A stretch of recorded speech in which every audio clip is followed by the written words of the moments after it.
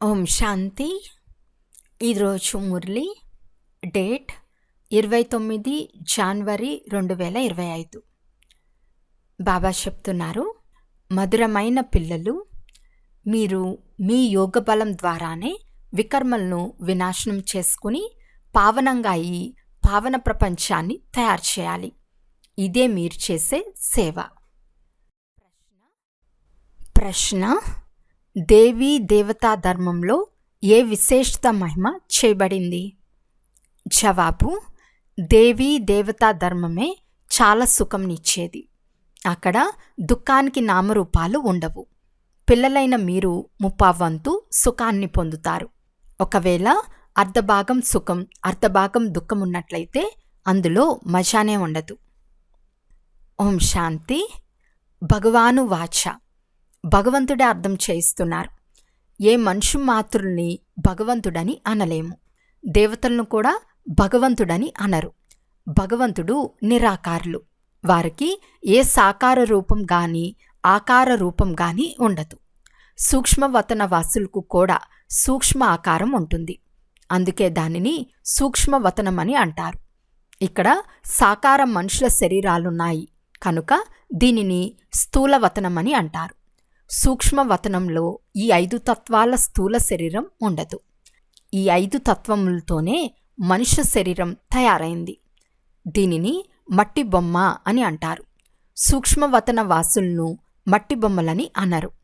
దేవతాధర్మం వారు కూడా మనుషులే, కానీ వారిని దైవీ గుణములు కలిగిన మనుషులని అంటారు. ఈ దైవీ గుణాలను శివబాబా నుండి ప్రాప్తి చేసుకున్నారు. దైవీ గుణాలు కలిగిన మనుషులకు అసురీ గుణాలు కలిగిన మనుషులకు ఎంత వ్యత్యాసం ఉంది? మనుషులే శివాలయము లేక వైశ్యాలయంలో ఉండేందుకు యోగ్యులుగా అవుతారు. సత్యుగాన్ని శివాలయమని అంటారు. సత్యుగం ఇక్కడే ఉంటుంది. మూలవతనంలో గాని సూక్ష్మవతనంలో గాని ఉండదు. అది శివబాబా ద్వారా స్థాపన చేయబడిన శివాలయమని పిల్లలైన మీకు తెలుసు. ఎప్పుడు స్థాపన చేశారు? సంగం యుగంలో. ఇది పురుషోత్తమ సంగం యుగం. ఇప్పుడిది పతిత తమోప్రధానమైన ప్రపంచం. దీనిని సతోప్రధాన నూతన ప్రపంచమని అనరు. నూతన ప్రపంచాన్ని సతోప్రధానమని అంటారు. అదే ఎప్పుడైతే పాతదిగా అవుతుందో అప్పుడు దాన్ని తమోప్రధానమని అంటారు. మళ్ళీ సతోప్రధానంగా ఎలా అవుతుంది? పిల్లలైన మీ యోగబలం ద్వారా. యోగబలం ద్వారానే మీ వికర్మలు వినాశనమవుతాయి. అంతేకాక మీరు పవిత్రంగా కూడా అవుతారు. పవిత్రుల కొరకు తప్పకుండా పవిత్ర ప్రపంచం కావాలి. కొత్త ప్రపంచాన్ని పవిత్రమైన ప్రపంచమని, పాత ప్రపంచాన్ని అపవిత్ర ప్రపంచమని అంటారు. పవిత్ర ప్రపంచాన్ని తండ్రి స్థాపన చేస్తారు. అపవిత్ర ప్రపంచాన్ని రావణుడు స్థాపన చేస్తాడు. ఈ విషయాలను గురించి మనుషులెవ్వరికీ తెలియదు. ఈ 5 వికారాలు లేకుంటే మనుషులు దుఃఖితులై తండ్రిని ఎందుకు స్మృతి చేస్తారు? తండ్రి చెప్తున్నారు, నేను దుఃఖహర్త సుఖకర్తను. 10 తలలున్న రావణుణ్ణి 5 వికారాల దిష్టి బొమ్మను తయారు చేశారు. ఆ రావణుణ్ణి శత్రువుగా భావించి తగలపెడతారు. అలాగని ద్వాపరం ఆది నుండే తగలపెట్టడం ప్రారంభం చేయరు. ఎప్పుడైతే తమో ప్రధానంగా అవుతారో అప్పుడు ఎవరో మతాంతరాలు వారు కూర్చుని ఈ కొత్త విషయాలను తెలియజేస్తారు. ఎప్పుడు ఎవరైనా చాలా దుఃఖాన్ని ఇస్తారో అప్పుడు వారి దిష్టి బొమ్మను తయారు చేస్తారు. ఇక్కడ కూడా మనుషులకు ఎప్పుడైతే చాలా దుఃఖం కలుగుతుందో అప్పుడు ఈ రావణుడు దిష్టి బొమ్మను తయారు చేసి తగలబెడతారు. మీరు ముప్పావంతు సుఖం ఉంటుంది. ఒకవేళ అర్థం దుఃఖం ఉంటే అందులో మజా ఏముంటుంది? తండ్రి చెప్తారు, మీ దేవీ దేవతా ధర్మం చాలా సుఖంనిస్తుంది. ఈ సృష్టి అయితే అనాదిగా ఉంది. ఈ సృష్టి ఎందుకు తయారైంది, ఎప్పుడు సమాప్తమవుతుంది అని ఎవరూ అడగరాదు. ఈ చక్రం తిరుగుతూనే ఉంటుంది. శాస్త్రాల్లో కల్పమాయు లక్షల సంవత్సరాలుగా చూపించారు. తప్పకుండా సంగం యుగం కూడా ఉంటుంది. ఆ సమయంలోనే సృష్టి పరివర్తన అవుతుంది. ఇప్పుడు మీరు ఎలా ఫీల్ చేస్తున్నారు? అలా వేరెవ్వరూ అర్థం చేసుకోలేరు. బాల్యంలో రాధాకృష్ణుల్నే పేర్లు ఉంటాయి. తర్వాత స్వయంవరం జరుగుతుంది. ఇరువురు వేరువేరు రాజధానులకు చెందినవారు. తర్వాత వారి స్వయంవరం జరుగుతుంది. అప్పుడు వారు లక్ష్మీనారాయణులుగా అవుతారని కూడా వారికి తెలియదు. ఈ విషయాలన్నీ తండ్రి అర్థం చేయిస్తున్నారు. తండ్రియే జ్ఞానపూర్ణులు, అలాగని వారు సర్వజ్ఞులు అని కాదు. ఇప్పుడు తండ్రి వచ్చి జ్ఞానాన్ని ఇస్తున్నారని మీకు తెలుసు. జ్ఞానం పాఠశాలలో లభిస్తుంది.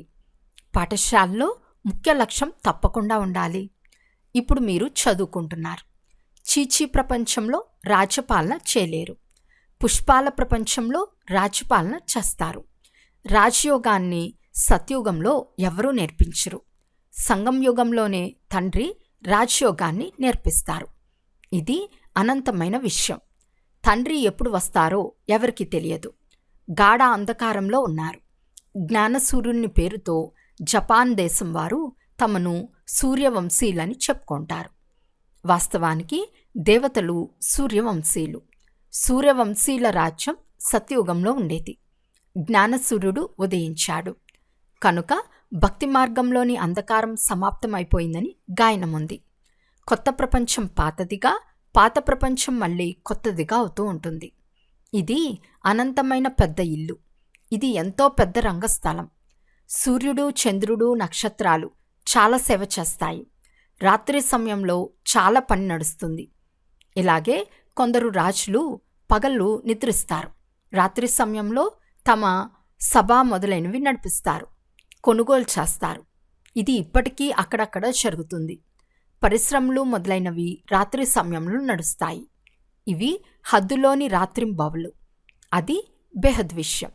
ఈ విషయాలు మీ బుద్ధిలో తప్ప వేరెవ్వరి బుద్ధిలో లేవు. వారికి శివబాబా గురించి కూడా తెలియదు. తండ్రి ప్రతి విషయాన్ని అర్థం చేయిస్తూ ఉంటారు. ప్రజాపిత బ్రహ్మ అని బ్రహ్మ గురించి కూడా అర్థం చేయించారు. తండ్రి ఎప్పుడు సృష్టిని రచిస్తారో అప్పుడు తప్పకుండా ఎవరిలోనైనా ప్రవేశిస్తారు. పావనమైన మనుషులైతే సత్యుగంలో మాత్రమే ఉంటారు. కలియుగంలో అందరూ వికారాల నుండి జన్మిస్తారు. అందుకే పతితులని అనబడతారు. వికారులు లేకుండా సృష్టి ఎలా నడుస్తుంది అని మనుషులు ప్రశ్నిస్తారు. అరే, మీరు దేవతలను సంపూర్ణ నిర్వీకారులు అని అంటారు. చాలా శుద్ధంగా వారి మందిరాలను నిర్మిస్తారు. బ్రాహ్మణులను తప్ప ఎవరిని లోనికి అనుమతించరు. వాస్తవానికి ఈ దేవతలను వికారులెవ్వరూ తాకలేరు. కానీ వర్తమాన సమయంలో ధనం ద్వారా అన్నీ జరుగుతాయి. కొందరు తమ ఇంట్లో మందిరాలు మొదలైనవి నిర్మించుకున్న బ్రాహ్మణులనే పిలుస్తారు. ఇప్పుడు బ్రాహ్మణులు కూడా వికారులే. కేవలం పేరుకు మాత్రం బ్రాహ్మణులు. ఈ ప్రపంచమే వికారీ ప్రపంచం. కనుక పూజ కూడా వికారుల ద్వారానే జరుగుతుంది. నిర్వీకారులు ఎక్కడి నుండి వస్తారు? నిర్వీకారులు సత్యుగంలో మాత్రమే ఉంటారు. వికారాల్లోకి వెళ్ళినా వారిని నిర్వీకారులు అని అనేందుకు వీలు లేదు. శరీరం అయితే వికారాల నుండి జన్మించింది కదా. ఇదంతా రావణ రాజ్యమని తండ్రి ఒకే మాట చెప్పారు. రామరాజ్యంలో సంపూర్ణ నిర్వీకారులు, రావణ రాజ్యంలో వికారులు ఉంటారు. సత్యుగంలో పవిత్రత ఉండేది కనుక శాంతి సంపదలు కూడా ఉండేవి. సత్యుగంలో ఈ లక్ష్మీనారాయణ రాజ్యం ఉండేది కదా. ఇది మీరు చూపించగలరు. అక్కడ 5 వికారాలు ఉండవు.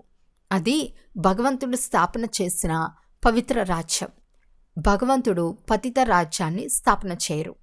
సత్యుగంలో ఒకవేళ పతితులున్నట్లయితే నన్ను పిలిచేవారు కదా. అక్కడ ఎవరూ పిలవరు. సుఖంలో ఎవరూ స్మృతి చేయరు. సుఖసాగర్లు, పవిత్రతా సాగర్లు అని పరమాత్ముని మహిమ కూడా చేస్తారు. శాంతి కావాలి అని అంటారు కూడా. ఇప్పుడు పూర్తి ప్రపంచంలో మనుషులు శాంతిని ఎలా స్థాపించగలరు? శాంతి రాజ్యం ఒక్క స్వర్గంలోనే ఉండేది. ఎప్పుడైనా ఎవరైనా పరస్పరంలో కొట్లాడుకుంటే శాంతింప చేయవలసి ఉంటుంది. అక్కడ ఒకే రాజ్యం ఉంటుంది. తండ్రి చెప్తారు, ఈ పాత ప్రపంచమే ఇప్పుడు సమాప్తమవుతుంది. ఈ మహాభారత యుద్ధంలో అంతా వినాశనం అవుతుంది. వినాశకాలే విపరీత బుద్ధి అని కూడా రాయబడి ఉంది. వాస్తవానికి పాండవులు మీరే కదా. మీరు ఆత్మిక మార్గదర్శకులు. అందరికీ ముక్తిధామానికి దారి తెలియచేస్తారు. అది ఆత్మల ఇల్లైన శాంతిధామం. ఇది దుఃఖధామం. ఇప్పుడు తండ్రి చెప్తున్నారు, ఈ దుఃఖధామాన్ని చూస్తూ కూడా మర్చిపోండి. ఇప్పుడు మనం శాంతిధామానికి వెళ్ళాలని ఆత్మ చెప్తుంది. ఆత్మనే గ్రహిస్తుంది. నేను ఆత్మను అని ఆత్మకు స్మృతి వచ్చింది. తండ్రి చెప్తున్నారు, నేను ఎవరో ఎలా ఉంటానో ఇతరులెవ్వరూ అర్థం చేసుకోలేరు. నేను బిందు రూపం అని మీకు మాత్రమే అర్థం చేయించాను. మేము 84 జన్మల చక్రంలో ఎలా తిరిగాము అని క్షణక్షణం మీ బుద్ధిలో ఉండాలి. ఇందులో తండ్రి కూడా గుర్తుకొస్తారు, ఇల్లు కూడా గుర్తుకొస్తుంది, చక్రం కూడా గుర్తుకొస్తుంది. ఈ విశ్వం చరిత్ర భూగోళాలను గురించి మీకు మాత్రమే తెలుసు. ఎన్ని ఖండాలున్నాయి, ఎన్ని యుద్ధాలు మొదలైనవి జరిగాయి. సత్యుగంలో యుద్ధాలు మొదలైన వాటి మాటే ఉండదు. రామరాజ్యం ఎక్కడా, రావణరాజ్యం ఎక్కడా? తండ్రి చెప్తున్నారు, ఇప్పుడు మీరు ఈశ్వర్య రాజ్యంలో ఉన్నట్లే. ఎందుకంటే ఈశ్వరుడు రాజ్యస్థాపన చేసేందుకు ఇక్కడికి వచ్చారు. ఈశ్వరుడు స్వయంగా రాజ్యపాలన చేయరు, స్వయంగా రాజ్యాన్ని తీసుకోరు, నిష్కామ సేవ చేస్తారు. సర్వశ్రేష్టమైన భగవంతుడు సర్వాత్మల తండ్రి. ఆ తండ్రిని బాబా అని అంటూనే ఒక్కసారిగా ఖుషీ పాదరస మీటర్ పెరగాలి. మీ అంతిమ స్థితిలోని అతీంద్రియ సుఖం మహిమ చేయబడింది. పరీక్ష రోజులు సమీపానికి వచ్చినప్పుడు ఆ సమయంలో అన్నీ సాక్షాత్కారం అవుతాయి. అతీంద్రియ సుఖం కూడా పిల్లలకు నెంబర్ వారుగా ఉంది. కొందరు తండ్రి స్మృతిలో చాలా సంతోషంగా ఉంటారు. పిల్లలైన మీలో పూర్తి రోజంతా ఇదే ఫీలింగ్ ఉండాలి. ఓహో బాబా, మీరు మమ్మల్ని ఎలా ఉన్నవారిని ఎలా తయారు చేశారు, మీ నుండి మాకు ఎంతటి సుఖం లభిస్తుంది. ఇలా తండ్రిని స్మృతి చేస్తూ ప్రేమతో కన్నీరు వచ్చేస్తుంది. అద్భుతం, మీరు వచ్చి మమ్మల్ని దుఃఖం నుండి విడిపిస్తారు, విషయసాగరం నుండి క్షీరసాగరంలోకి తీసుకెళ్తారు.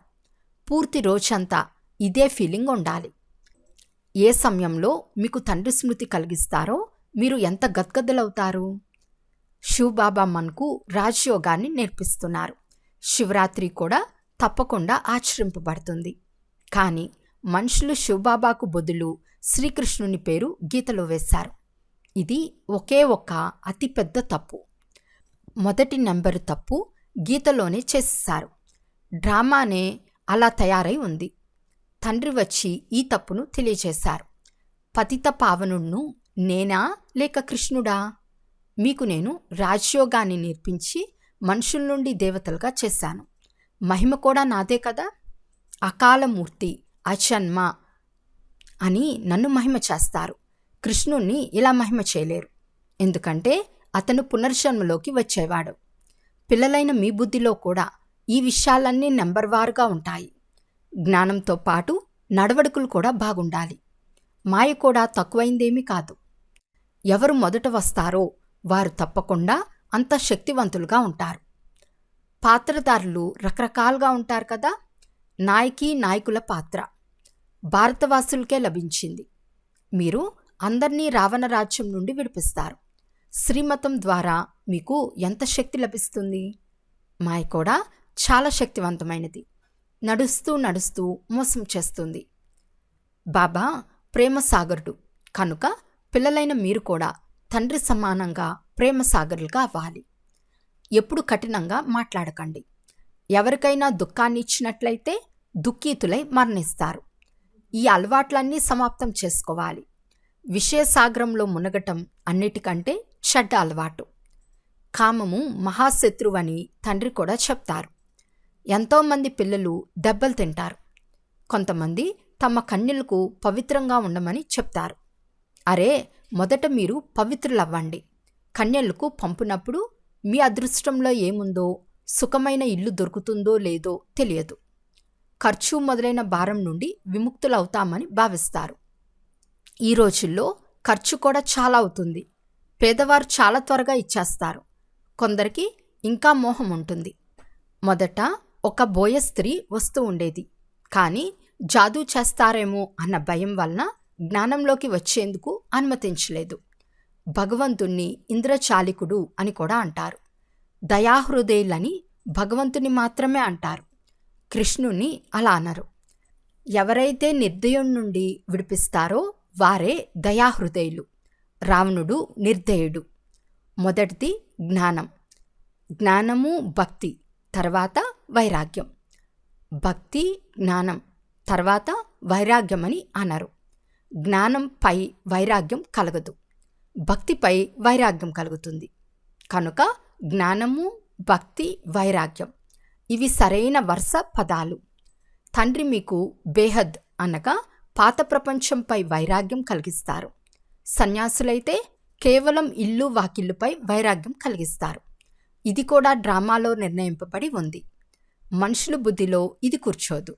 భారతదేశం 100% శ్రేష్ఠ సంపన్నంగా, నిర్వీకారంగా, ఆరోగ్యంగా ఉండేది. ఎప్పుడూ అకాల మృత్యులు జరిగేవి కాదు.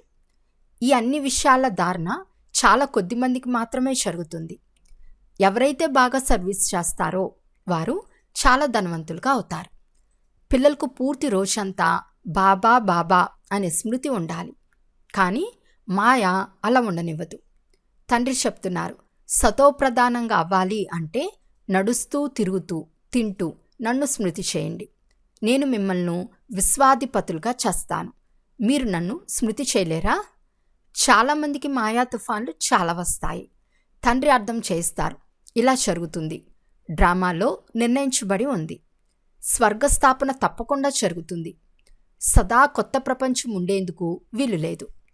చక్రం తిరిగినట్లయితే తప్పకుండా క్రిందకు దిగుతారు. కొత్తగా ఉన్న ప్రతి వస్తువు తప్పకుండా పాతదిగా అవుతుంది. ఈ సమయంలో మాయ అందరినీ ఏప్రిల్ ఫూల్గా చేసేసింది. తండ్రి వచ్చి సుగంధ పుష్పాలుగా చేస్తారు. అచ్చా, మధురాతి మధురమైన అపురూపమైన పిల్లలకు మాతాపిత బాప్దాదాల ప్రియ స్మృతులు మరియు గుడ్ మార్నింగ్. ఆత్మిక పిల్లలకు ఆత్మిక తండ్రి నమస్తే. ఆత్మిక తండ్రికి ఆత్మిక పిల్లల యొక్క ప్రియ స్మృతులు మరియు నమస్తే నమస్తే నమస్తే. ధారణ కొరకు ముఖ్య సారము. ఫస్ట్ పాయింట్, తండ్రి సమానం ప్రేమ సాగర్లు కావాలి. ఎప్పుడూ ఎవరికి దుఃఖంనివ్వరాదు. కటు వచనాలు మాట్లాడరాదు. చెడు అలవాట్లు సమాప్తం చేయాలి. సెకండ్ పాయింట్, బాబాతో మధురంగా మాట్లాడుతూ, ఓహో బాబా, మీరు మమ్మల్ని ఎలా ఉన్నవారిని ఎలా తయారు చేశారు? మీరు మాకు ఎంత సుఖంనిచ్చారు? బాబా, మీరు క్షీరసాగరానికి తీసుకెళ్తున్నారు. ఈ ఫీలింగ్లోకి రావాలి. పూర్తి రోజంతా బాబా బాబా అను స్మృతి ఉండాలి. ఈరోజు వరదానము. సర్వ సంబంధాలు మరియు సర్వ గుణాల అనుభూతిలో సంపన్నంగా అయ్యే సంపూర్ణ మూరత్ భవ. సంగం యుగంలో విశేషంగా సర్వ ప్రాప్తులతో స్వయాన్ని సంపన్నంగా చేసుకోవాలి. అందుకు సర్వ కషానాలు, సర్వ సంబంధాలు, సర్వ గుణాలు మరియు కర్తవ్యాలను ముందుంచుకొని అన్ని విషయాలలో అనుభవీలుగా అయ్యామా అని చెక్ చేసుకోండి. ఒకవేళ ఏ విషయంలోనైనా అనుభవం తక్కువగా ఉంటే అందులో స్వయాన్ని సంపన్నంగా చేసుకోండి. ఒక్క సంబంధం కానీ గుణం కానీ తక్కువగా ఉంటే సంపూర్ణ స్టేజీ లేక సంపూర్ణ మూరత్ అని అనిపించుకోలేరు. కనుక తండ్రి యొక్క గుణాలు లేక మీ ఆది స్వరూపం యొక్క గుణాలను అనుభవం చేయండి. అప్పుడు సంపూర్ణ మూర్తులుగా అవుతారు. స్లోగన్. ఆవేశంలోకి రావటం కూడా మనస్సు యొక్క ఏడ్పు. ఇప్పుడు ఏడ్చే ఫైల్ను సమాప్తం చేయండి. అచ్చా, ఓం శాంతి.